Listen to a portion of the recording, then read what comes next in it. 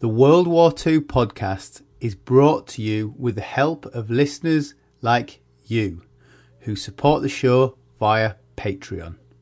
$1 or $2 each month from you will go a long way to help me run the podcast. To show your support and become a patron, go to patreon.com/WW2podcast. Hello and welcome to another World War II podcast. In December last year, we looked at how Churchill in 1940 kept Britain in the war. In this episode, we're crossing the pond to look at Roosevelt and America in 1940-41. At the outbreak of war in Europe, the majority of the American people did not want to commit troops to another European war. When much of continental Europe fell under Nazi tyranny and Britain looked over the white cliffs of Dover to see the German army looking back, and the Battle of Britain started in earnest, American public opinion started to waver, allowing FDR to push through measures in support of the British and the Allied war effort. I'm joined by Marc Wortman. He is the author of 1941, Fighting the Shadow War, which the Wall Street Journal described as engrossing. 1941 is an absorbing worldwide epic set in that pivotal year. Well done on the book, Marc. I enjoyed it immensely, and there is a lot there that I never knew on this pivotal time before America entered the war. But let's start in 1940. Poland is overrun. France and Britain are squaring up to Nazi Germany, and in China, Japan has been fighting for control since I think 1937. What was the American position? The United States was at this point, as a nation, highly isolationist. It was officially neutral.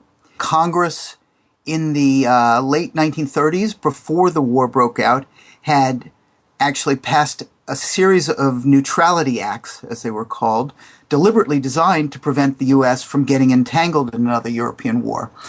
Those laws actually forbid the United States to provide any munitions or weaponry to any warring country without direct cash payment. So effectively, only those countries that could afford to purchase American weapons would be able to trade with the United States. They forbid American ships to sail into the harbors of a warring country. No American goods could be convoyed on American ships. And it forbid American naval vessels and American citizens from participating in a foreign war. So effectively, the United States had chained its own hands down and handcuffed itself in any way to aid any fighting power. But in effect, that meant that the United States couldn't help its allies or its friends, because the U.S. had no official allies at this point. And Franklin Roosevelt, although he had signed the Neutrality Acts for political reasons, Franklin Roosevelt understood that these wars going on in Asia, in China, and in Europe had the potential to have enormous impact on American life and security. He was under no illusions about Hitler and his intentions certainly in Europe and most likely extending around the world. The U.S. had long-standing interests in China and throughout Asia, and the U.S. still had its colonial relationship with the Philippines, and it had bases in various places in the Pacific. And he believed that Japan's incursion into China represented a direct threat to those American interests. So for FDR, with his military arms bound, he needed to find ways to buoy the friends who were being besieged by Hitler in Europe and by Japan in China. And at the same time, he had this highly isolationist nation. Even in spring of 1941, when Hitler controlled from the Arctic Circle in Scandinavia all the way down to the North African coasts of the Mediterranean and was threatening the Suez Canal, and was massing his forces for the invasion of the Soviet Union and was carrying out what was then unknown, but the tail end of the Blitz on London, and was sinking massive numbers of ships in the convoys coming across the North Atlantic and out from British Asian colonies. Even then, in the spring of 1941, a Gallup organization poll showed that while 75% of those American respondents to the poll believed that the potential for Britain to fall represented a serious danger to the United States, more than 80% of the respondents said that they still did not want Americans to participate in the war, even at the risk of the defeat of Great Britain. You have this situation in which essentially civilization throughout the world is on the verge truly of collapse. Great Britain had made plans to send the government and the Royal Navy across to Canada. Truly, there was this possibility that the last nation in Europe defending freedom and democracy was going to have to capitulate. And the United States was insistent, Americans as a whole were very insistent on remaining neutral and isolated from the war. It strangely sits together, that, doesn't it, when they appreciate the situation, they're against it, yet at the same point are not willing to send, well, the modern phrase is put boots on the ground, isn't it? There was lots of willingness on the parts of Americans at this point. By spring 41, Lend-Lease had passed Congress, and so U.S. aid was starting to flow very rapidly at this point to the British, and would eventually go to the Russians as well. Aid had also been going to China, to the Chinese nationalists, but Americans, they were glad to see the British do the fighting. They didn't want to do the fighting. And FDR understood that this was not something that could continue. On the other hand, he felt bound by the will of the American people not to send American forces to fight. He started making efforts to effectively be dragged into the fight. Now, do you think he was actively making efforts to be dragged in, as in, or do you think he allowed himself to be dragged in, if that makes sense? I think that Roosevelt was, from very early on, convinced that the United States was going to have to get into the war. He was unwilling to go to war without the full support of the American people. And so what he was absolutely intent on doing with Hitler was engaging Hitler in ways that would eventually arouse the American people to say, we have to go to war. It was sort of a backdoor policy, a backdoor way of going to war. And there were very many incidents that were in some ways underhanded. The United States had ships on what was called the Neutrality Patrol that the U.S. Navy was carrying out, that was progressively moving further and further into the Atlantic Ocean towards Europe and Africa. And this Neutrality Patrol would go out, and if they spotted a foreign warship, they would announce on clear channel in English the presence of that foreign ship. They would announce German ships, but not British. Yeah, and so the British were the beneficiaries of this quote neutrality patrol. The United States, which had, we now think of the United States as having this enormously far-flung, global, enlacing military. The U.S. at that point had bases only in the Western Hemisphere and in the Pacific in various places. But through the bases for destroyers deal with the British, which was for the United States probably the best deal that had been made since the trading of some trinkets for Manhattan, we received basing rights in various British colonies in the Caribbean, in Newfoundland, and Bermuda. And of course, as we set up these bases, that started putting these American ships further and further into deeper into the ocean.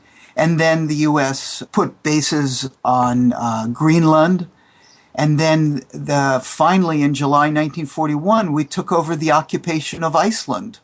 Roosevelt, well before this, even before the war broke out, had said at one point that the United States national defense ends at the Rhine. He walked back that comment, but he was constantly throughout the period before U.S. entry into the war rereading the map, sort of redescribing where the Western Hemisphere ended. And, finally, when we have U.S. Marines in Reykjavik and United States patrols flying and sailing 300 miles out towards the UK from Iceland, to call that the Western Hemisphere, well, not surprisingly, Charles Lindbergh said, if the Germans declared that their hemisphere and national interests extended to Long Island, that, well, we would declare war on them. And he said it won't be any surprise if the Germans consider this to be acts of war. This was precisely what Franklin Roosevelt was attempting to do. He was attempting to goad Hitler into attacking United States forces sufficiently to rouse the American people to say, yes, this is indeed our war. How did the Germans view this idea of FDR's idea of neutrality? They understood precisely the game that Roosevelt was playing. Hitler continuously met with his naval command and told them, you should not attack U.S. forces. We do not want to get into a war with the United States until we conclude the war with the Soviet Union. Once we've defeated the Soviet Union, then no longer will there be any constraint.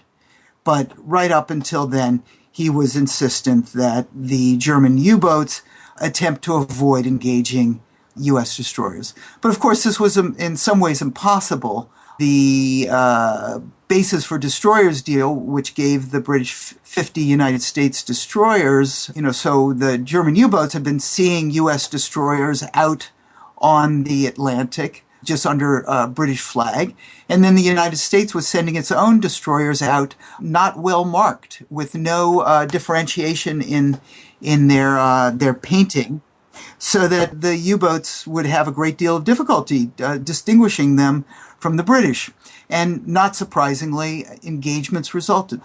8 months before Pearl Harbor, in April 1941, a U.S. destroyer attacked what it believed to be a German U-boat. In fact, it was most likely not a U-boat, but by the fall of 1941, 2 U.S. destroyers were torpedoed by U-boats, and American officers and sailors were being killed. And the U.S. was caught up in the undeclared war in the North Atlantic. And so it was just a matter of time before true official war would break out. But the American people still were not ready to go to war, and Congress had made that quite clear. What I found interesting was obviously 1940 was a presidential election year, which kind of must really have helped galvanise and focus the issues, because am I right in saying the election really was fought in many respects on whether to intervene or not to intervene, or I should say whether Roosevelt wanted to and Wilkie didn't want to. Yet all the time this is going on, Roosevelt is slipping through things like ships for bases. I mean, how does he manage? And Lend-Lease at this is proposed at some point during the election campaign as well, or at least the idea has come up. I mean, I don't know how far it's publicly proposed. Certainly hadn't gelled fully as an idea for a way of delivering weaponry and other items to the British as they were basically starting to go broke. In these days of more political calculations by leaders, it's quite amazing that 7 days before the 1940 presidential election, the United States held the first lottery the first 800,000 men were being called up as the president was saying he promised no American soldiers will fight a foreign war unless we're attacked. He felt forced by the campaign, the rigors of the campaign, to make these statements that would essentially tie him down, along with the Neutrality Acts, to not to going to war when he felt that it was in the U.S. interest to get fully into the war. 1940 election is a curious one because it was, along with being the only time in the United States history that an American president had run for a third term, Roosevelt was running against a Republican, Wendell Willkie, who was in fact very much an internationalist and very much somebody who believed that we needed to support the British, but because of the isolationist nature of the American population, he veered highly in the last few weeks of the campaign into the isolationist camp. And that seemed to drive up his poll numbers. And that then compelled Roosevelt to make more strongly isolationist statements himself. The United States never declared war on Germany. It was Germany that declared war on the United States. Yeah.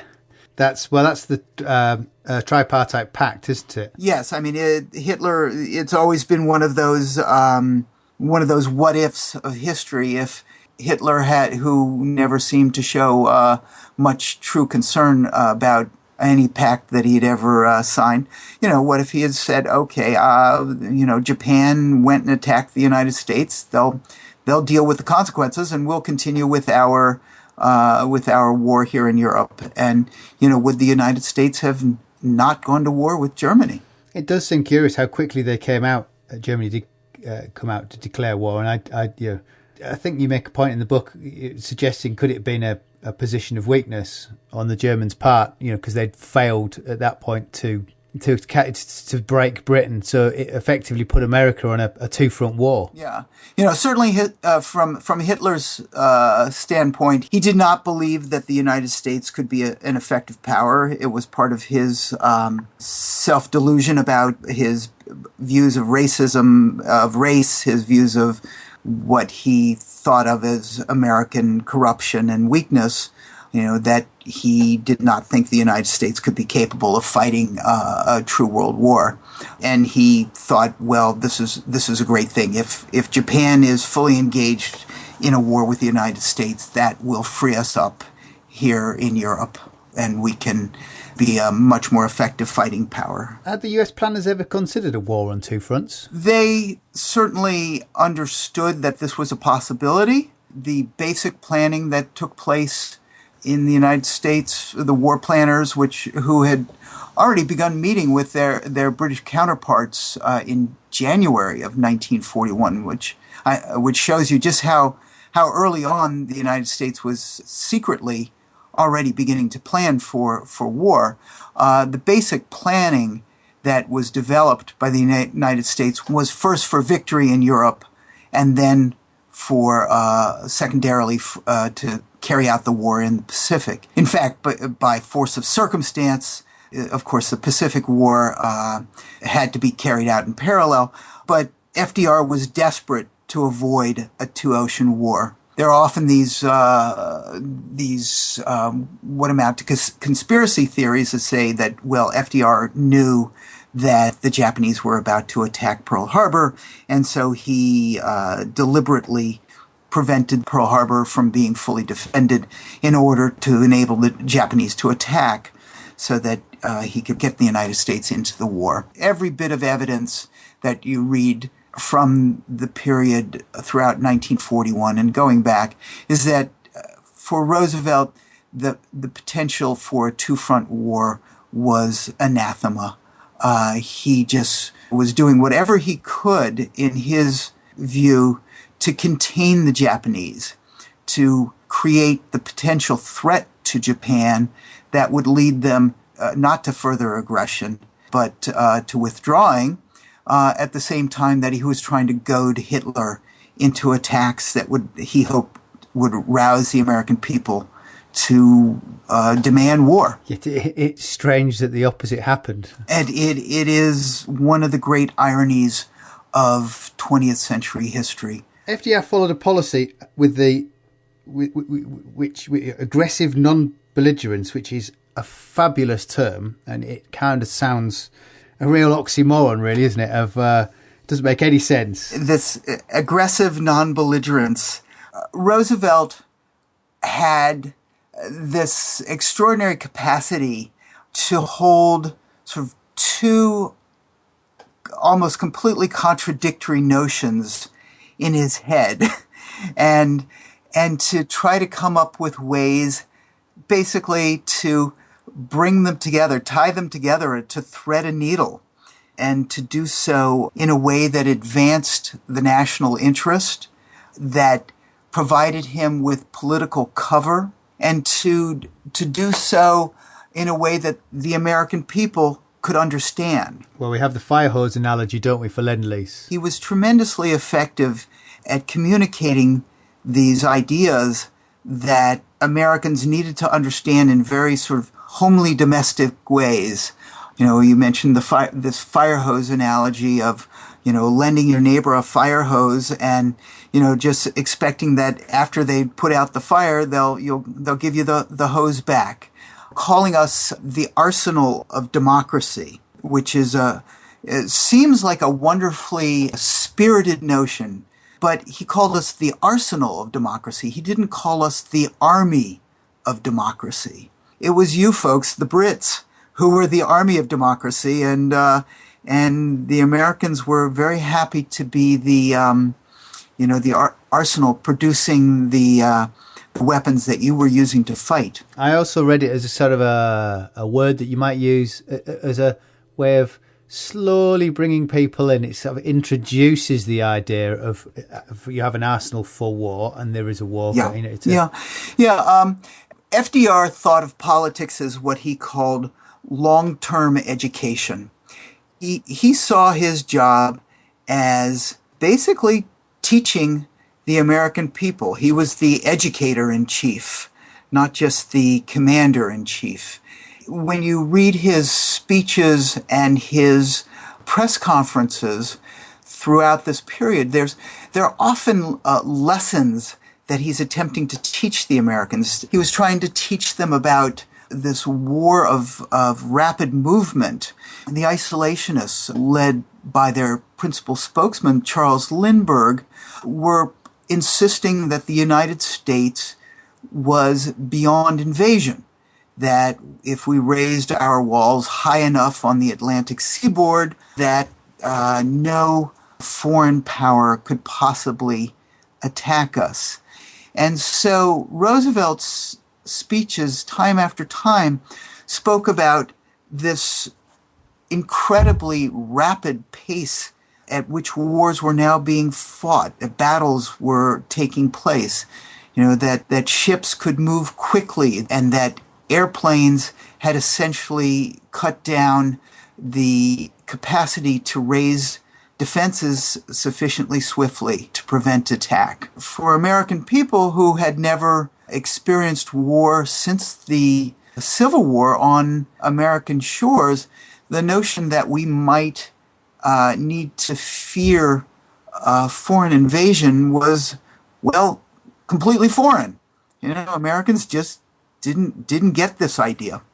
And so Roosevelt spent a lot of time trying to teach Americans about the potential for vulnerability to attack. And at the same time, he was also trying to help them to understand why it mattered that the British continue to fight, and that they continue to fight, that they were fighting on our behalf. Many Americans, including those in the isolationist camp, resented this idea that the British were fighting for us. One of the people who figures importantly in my book is Theodore Roosevelt Jr., the son of President Teddy Roosevelt. Now, Teddy Roosevelt, during the period before U.S. entry into the Great War, had been one of the people who had most insisted that the United States had a direct interest in defending the small nations against the Kaiser's attacks and that the rule of law needed to hold among nations. All four of his sons fought in the Great War, and one of them was killed. His son Ted Jr. fought in World War I. He was badly injured. He came back to the United States, and he became an isolationist. He was somebody who believed that if the British were fighting our fight, we should be fighting it as well. But he didn't think it was our fight. He said, if it is our fight, then we need to be fighting it. And he worked with the leading anti-interventionist organization called the Committee for America First, for which Charles Lindbergh was the chief spokesperson. In April of 1941, he got called back up into the army. And quite amazingly, this isolationist, Ted Roosevelt Jr., became the fighting general at Utah Beach on D-Day. In the movie The Longest Day, he was the one played by Henry Fonda, and he received the Medal of Honor on D-Day. Am I right in saying he died of a heart attack later when he was on service in France? Yes, he did. And, this was a man who did not have to go to war because he was in well into his 50s when he was called back up. He had a bad heart. His leg had been shot up in the First World War, but he was the fighting general on the beach on D-Day. Did America First garner much support in continually trying to chip away at Roosevelt, who's slowly trying to turn the tap of support on? America First was probably the most influential anti-war organization in United States history. Particularly when Lindbergh was speaking, there would be tens of thousands of people who would turn out for his rallies. They claimed more than 800,000 members.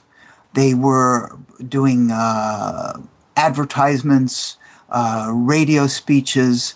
They were enormously influential. Most major American newspapers were anti-interventionists. The New York Times, although, and certainly an internationalist in its approach, actually supported Wendell Willkie in the 1940 election. So there was just enormous support for the isolationist wing, and America First was the spearhead of that.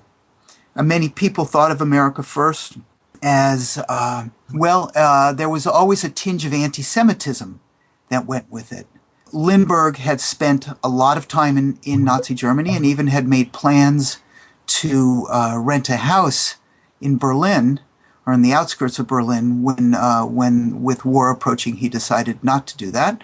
I was actually rather surprised in reading his diaries, which had been published but were expurgated by his editor, just how much he was actually obsessed with Jews and convinced that Jews were the principal force pushing an unwilling nation into war. And really, against all evidence, he claimed that Jews had a surreptitious and hidden and insidious influence on the American people through what he claimed to be their ownership of media, which was a canard because factually that just wasn't true. There was outside of Hollywood, there was very small Jewish presence in the media. But the America First had just an enormous impact on the American outlook throughout that period. And along with Lindbergh, there were people supporting America First from all walks of American political life. Of course, there were, up until June 22nd, when Germany invaded the Soviet Union, the Communist Party was highly opposed to intervention. Norman Thomas, who was a perennial a socialist candidate for the presidency, opposed U.S. intervention in the war. Herbert Hoover, the Republican president before FDR, opposed U.S. intervention. And I mentioned Ted Roosevelt Jr., somebody who actually had quite a liberal outlook in most matters, was highly active in opposing intervention. It was very influential. Fortunately for Roosevelt, Congress, which included a very high percentage of isolationists, had a large enough percentage that he was able to get through support for Lend-Lease and for the draft army. when FDR and Churchill met for the first time as heads of government in their first summit in August of 1941 at Argentia on battleships off of Newfoundland.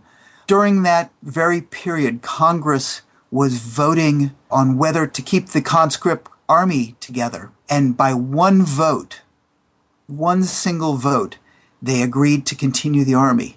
And effectively, if that vote had lost, that army would have dissolved. It completely baffles me how Roosevelt managed to get so much passed to support, really Britain at this time, and then later Russia, in the face of such opposition. It's absolutely incredible. He knew how to where his votes were in Congress, and he was often willing to make compromises that, in retrospect, we might look upon and say this was unfortunate. When Lend-Lease passed, Lend-Lease specifically said that none of the materiel that was being sent to the nations that President was empowered to designate to receive that materiel, none of that could be shipped in American ships, and none of that could be protected by U.S. naval vessels and convoys. So effectively, great, we're sending the Brits aid, but a great deal of it is going to end up at the bottom of the ocean. I hadn't realised about Lend-Lease. It was actually a two-way street insofar as the British gave back to the US intelligence another way that opened the door for closer cooperation in many respects. It wasn't just material going out. Well, there wasn't an official quid from the British for the material. It was entirely a quote-unquote loan. It was a loan that was eventually forgiven, but the British, more out of desire to prepare the Americans for what they hoped would be American participation in the war, the British, famously in the Tizard mission, brought over a number of items, technology items, that had been developed by the British, most significantly, the cavity magnetron, which led to the portable radar system. Do you folks call it ASDIC? Yeah. Which was Henry Stimson, the U.S. Secretary of War, said it was the greatest gift, perhaps the greatest gift in history to the United States, and we had nothing that we could reciprocate with that could possibly equal that. And you mentioned intelligence. So the British set up under an interesting man named Sir William Stevenson, something that was called the British Security Coordination, which was headquartered at Rockefeller Center in the middle of Manhattan. And this was a secret operation that was a combination of white ops and black ops. White ops, the propaganda wing, that was very actively supporting in some cases, American political candidates. In other cases, American pro-intervention organizations. They were also engaged in, when America First rallies would be held, sending out protesters into the streets. Often these America First rallies had a kind of Trump-esque quality to them, because there would be protesters who were coming into the audience trying to shout down the speakers, and they would get thrown out of the arenas, and there would be street protests outside, and there would be police trying to keep apart the pro and anti-intervention forces. And then the British Security Coordination, which was said to have about 3,000 people under its auspices in the Western Hemisphere, was also engaged in black ops. There was a secret school that was maintained just over the border of New York State in Canada, where agents were being taught how to counterfeit documents, how to tap telephones, how to break into offices, how to open safes. There were a variety of British agents, among them Ian Fleming, who came across, and many people say that Ian Fleming created James Bond out of his experiences as part of the British Security Coordination. But they created, for instance, they created a map, a forged supposed German map that showed the parceling of South America into 5 territories under German control.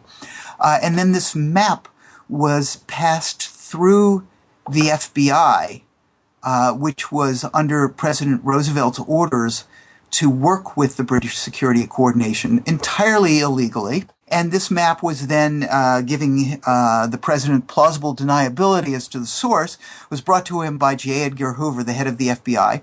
And then Roosevelt gave a speech in 1941 claiming that he had a map that was captured from a German diplomat, taken from a German diplomat, showing Hitler's plans for the post-war future of its colonies in South America. And he insisted that all those who claim that Nazi Germany does not represent a direct threat to the Western Hemisphere, he said, I have this map to prove otherwise. Then the press said, well, can we see this map? And he said, well, no, I can't show it to you, because if I show it to you, that'll compromise some agents who were able to get this map. Again, it's kind of educating people that the war could be on your doorstep. Well, it was both educating and deceiving. Franklin Roosevelt said later on, I am certainly willing to lie to win this war. And in this case, he didn't personally know where this map came from, or he could certainly claim he didn't personally know, but it was a whole cloth fabrication. The major player, we've mentioned but not really looked at his time is obviously Churchill, who I think he is half American, but he was desperate for greater American involvement and intervention.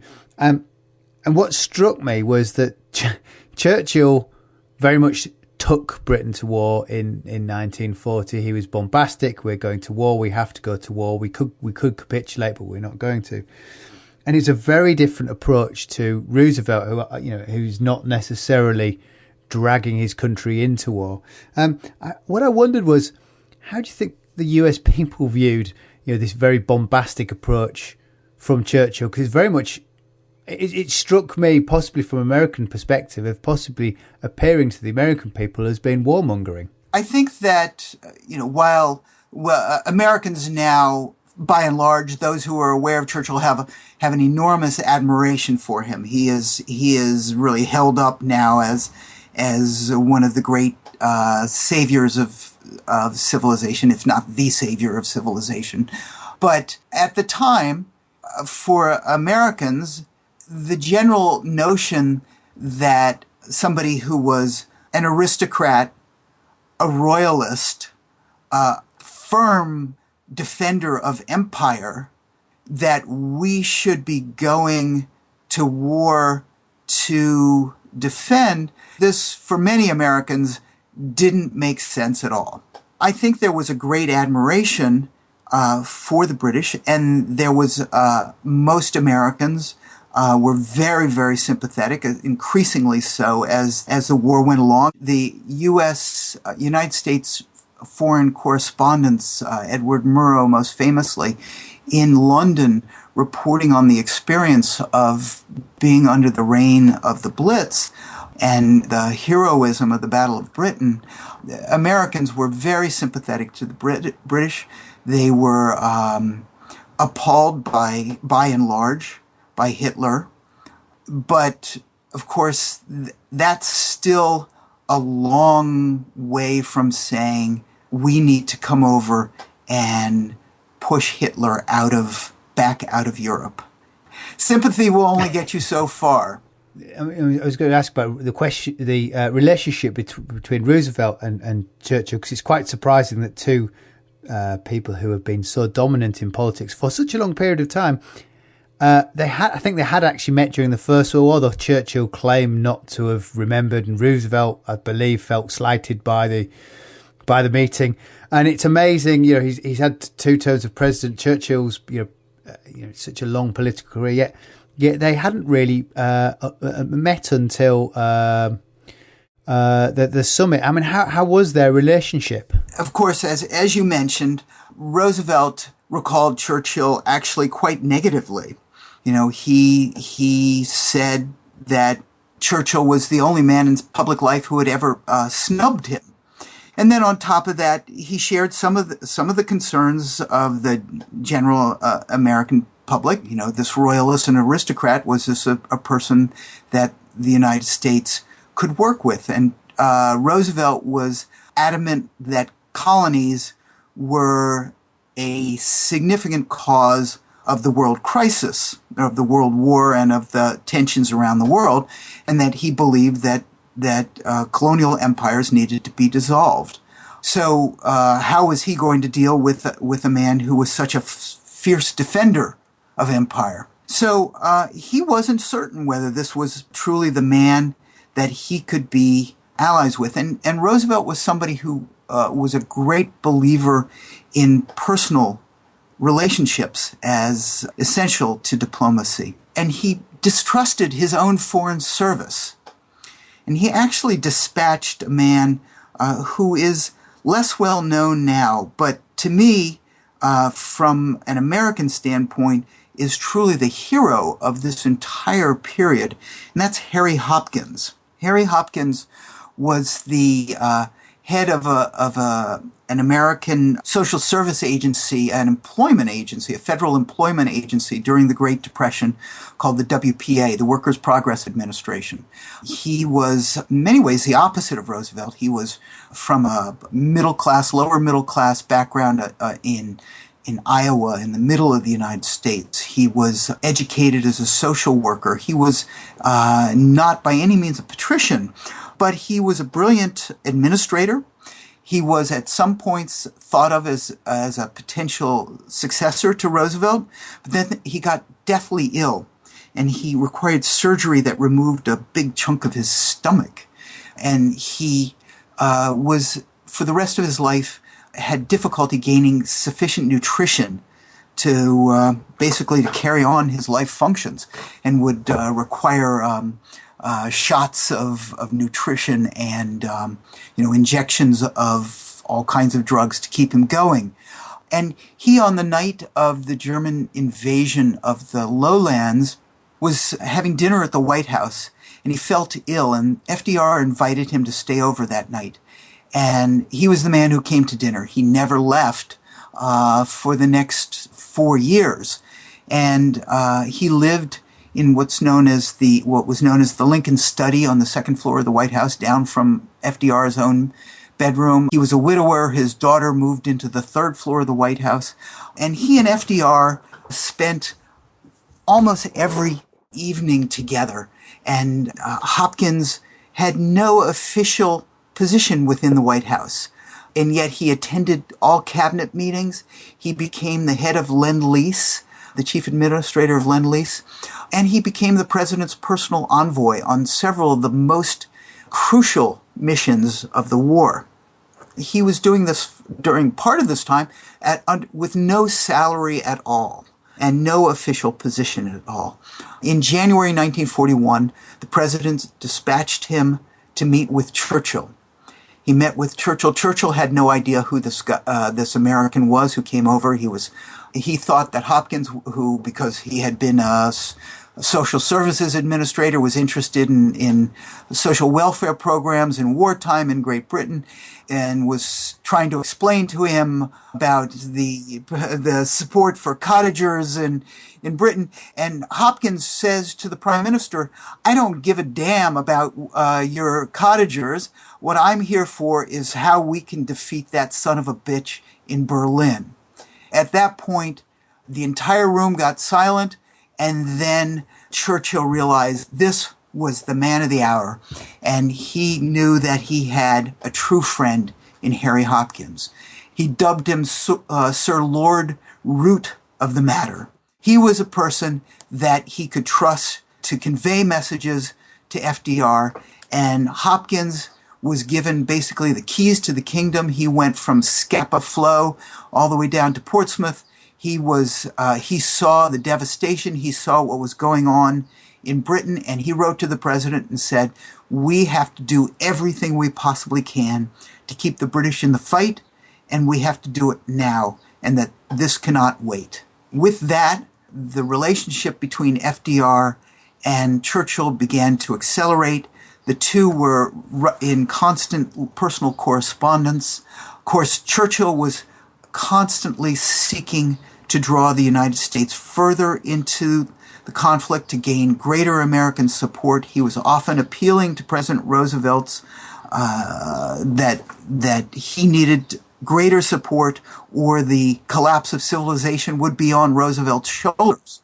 Eventually, in August of 1941, Hopkins was able to bring the two leaders together for the first time, and Churchill arranged on the deck of the HMS Prince of Wales what was effectively a marriage ceremony at the Sunday worship services, in which FDR walked the longest distance that he had walked since he had gotten polio. And the two men under the guns of the Prince of Wales met together, and the intermingled sailors and officers of the British and the United States navies sang hymns together and held Sunday worship. And then out of that, while Churchill had been hoping for a more forceful declaration by the United States, a more direct declaration that would presage U.S. entry into the war, but they did produce something called the Atlantic Charter. And that charter specifically stated that this was in August of 1941. So while the U.S. was still neutral, specifically stated that in a post-war, that after the defeat of the Nazis, the post-war world would be reshaped in a very different fashion without tyranny determining the shape of the world. Effectively, while the United States was not anywhere nearer to declaring war on Germany, it was saying there was going to be a world without Hitler. Already drawing up a post-World War peace. And that kind of so it leads me to, it's almost the start of, I think you've phrased it as the book as a soft invasion of Britain, is this slow introduction of war. I hadn't realised that US pilots were flying with the RAF before America had officially entered the war. Well, already in the spring of 1941, the United States dispatched U.S. naval pilots, supposedly as part of Lend-Lease, and in secret, to train the British to fly the American Catalina's flying boats. Well, an airplane is an airplane. After a couple hours, a pilot understands how to fly these airplanes. But these pilots stayed on, and they ended up being relief pilots for the British, for the RAF. In fact, one American pilot was at the controls when the Bismarck was spotted. It was nearly blown out of the air by the Bismarck. And he continued to fly with the RAF right into the summer of 1941. The United States was building bases for its future installations in Ireland and Scotland. The United States was beginning to send uniformed personnel centered around U.S. Embassy in London. Yes, as you called it, it was a soft invasion, but unlike in the First World War, the United States was going to be much more ready for its war when the time finally came. It's funny because for all this talk, we talk about Churchill and the Atlantic and Lend-Lease. Ultimately, it wasn't that brought Germany that brought anybody into the war, that brought the Americans into the war. It would be Japan, which is almost like you're blindsided because it's like smoke and mirrors. You're concentrating on the war in the West, and it's the war in the East that seems to almost come from nowhere. It didn't come from nowhere, but there was no question that the United States was seeking, and FDR explicitly was seeking to hold the Japanese at bay as long as possible. He had declared a quarantine policy for Japan going back all the way to 1937. The United States was going to seek ways to contain Japanese aggression. The United States was providing the Japanese with scrap metal, oil, foodstuffs, and most importantly, aviation fuel. And it's one of the great ironies of history that the bombs and torpedoes from Japanese aircraft flown with United States produced aviation fuel was used to attack at Pearl Harbor. The United States was slowly pursuing an embargo policy, sort of a steady tightening of the noose, as it were, trying to convince the Japanese that they should not be aggressive in Asia. But for the Japanese military extremists, this policy, when they were completely unwilling to roll back their war in China, which had been going on for so long and at such terrible cost, most especially, of course, to the Chinese, having a grave cost on Japan itself as far as economic devastation. The Japanese military extremists saw this progressive embargo policy as draining water out of the pond. They were like fish in a pond that had barely enough water in it, and they figured if they were going to survive, they were going to have to their way of looking at it, go to war with the United States and drive the United States out of Asia. You know, their intention was to get the Western colonial powers out of Asia. Meanwhile, FDR's policy was to try and keep tensions with the Japanese at a simmering point so that he could continue to build up forces. And the U.S. thought that if they stationed sufficient forward bombers at its bases near Japan, that Tokyo wouldn't dare to engage in further aggression because of the direct threat that these bombers would represent to Tokyo. As the sand was running out of the hourglass, the Japanese extremists said, we have to go to war, and we have to do it sooner rather than later. And so the expectation was most of those who were informed were aware that war with Japan was likely. The expectation was that an attack would likely come southward into Indochina and towards Singapore, which it did come. But there was that Japanese task force that had assembled and eventually sailed across to Pearl Harbor. Sight was lost of it, and there was no awareness of where it had gone. I found intriguing was that there was no, the Americans that were aware that they were on the brink of war with Japan, yet there didn't seem to be any sort of high-level summit. Now, I didn't know why. I couldn't work out why the administration didn't do something unless it was a reaction not wanting to be seen as appeasers. There were orders that went out. There was certainly an awareness that an attack was likely, and there were emergency orders that went out to U.S. forces throughout the Pacific. But there was this desire and belief that right up until almost the very end, that there was the possibility of stopping the march to war or delaying it sufficiently. And the U.S. was doing what it could, what it believed it could, to not to provoke the Japanese. There was this thought that if we don't give them a cause, that they won't attack. In retrospect, of course, that was not a very sound policy. But at the time, there was this belief that the Japanese were genuinely engaged in diplomatic negotiations. Indeed, the civil government in Japan was separated from the military. The Japanese constitution was designed effectively to create a military leadership that acted on its own and a civilian leadership that acted on its own. Well, of course, that creates a direct conflict, this deep gulf, and you had the Japanese diplomats who believed that they were actually in the process of trying to negotiate some kind of diplomatic reduction in tensions, which the U.S. believed was genuine, at the same time that the Japanese military was committed to war and was planning and then finally launching the attack. The attack on Pearl Harbor obviously now drags America into war as Germany then declares war. Was that it for opposition within the United States against war? Did the country now wholeheartedly obviously march to war happily? That's probably a very poor way of putting it. But did everyone then agree? It was as Time magazine wrote in an editorial a few days after the attack, a reverse earthquake had taken place, and everything that had been shaken up beforehand suddenly fell into place.